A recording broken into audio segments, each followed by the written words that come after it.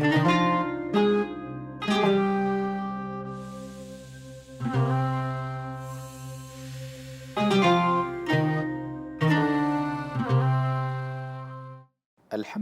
Rabbil Alameen, wassalatu wassalamu ala Rasulillah wa ala alihi wa sahbihi wa man wala, amma ba'd. Viewers, assalamu alaikum wa rahmatullahi wa barakatuh. You are welcome to this, onto this noble station that is Ummah TV. And inshallah, in today's episode, we will be looking at, the subject Tajweed. And in the course of treating this subject, inshallah, we'll be able to know the rules and regulations governing the recitation of glorious Quran. So in order for us to have a better understanding of the book, we will need to, inshallah, define or try to explain what the word Tajweed means. Tajweed, we can say that it has, both literal meaning and technical meaning. And the literal meaning of the word Tajweed is, perfection. That is, the linguistic meaning of the word Tajweed is perfection.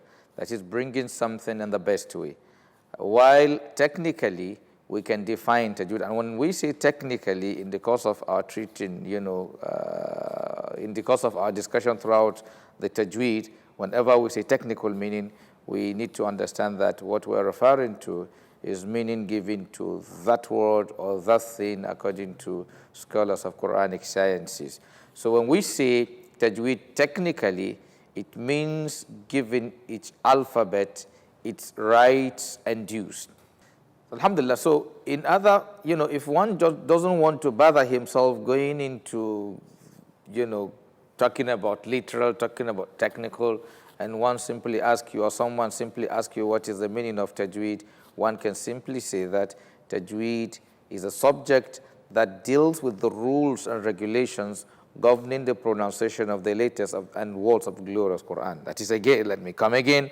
That is, one can simply define Tajweed as a subject that deals with the rules and regulations governing the pronunciation of the letters and words of the glorious Quran. And after looking at the meaning or the definition of Tajweed, we will now be looking at the advantage of the knowledge of Tajweed, that is the merit of the knowledge of Tajweed. What do you gain from learning the subject Tajweed?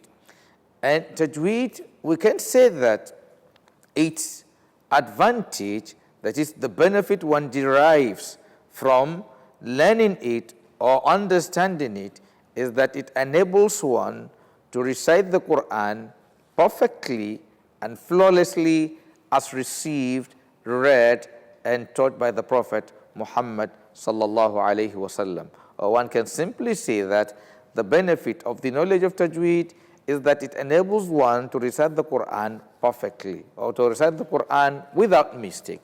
That is sawnul lisan anil khata fi kitabillahi tabaraka wa ta'ala.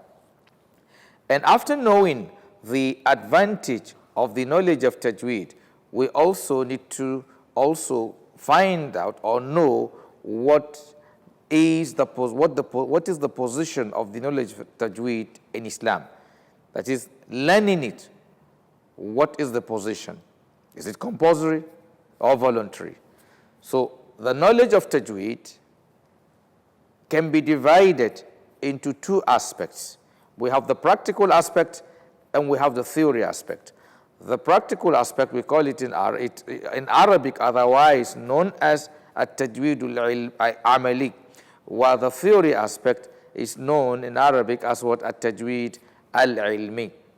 So we have the theory aspect, we have the practical aspect. The theory aspect deals with understanding the principles or the rules guiding the pronunciation of the letters and words of the glorious Quran. That is, it has to do with, theory understanding or, knowledge of the principles or the principles guiding the pronunciation of letters and words of the glorious Quran. While the practical aspect deals with application of those principles that one learned theoretically. So in essence, like I said, we have, that is Tajweed knowledge, or Tajweed is divided into practical aspect, that is Tajweed al-amali, and theory aspect, that is Tajweed al-ilmi. The theory aspect, that is at-Tajweed al-ilmi, that one, it is fardu kifaya. It is fardu kifaya. That is, in Islam, we refer to, the position of that is fardu kifaya. And when we say fardu kifaya, it's referring to a collective responsibility.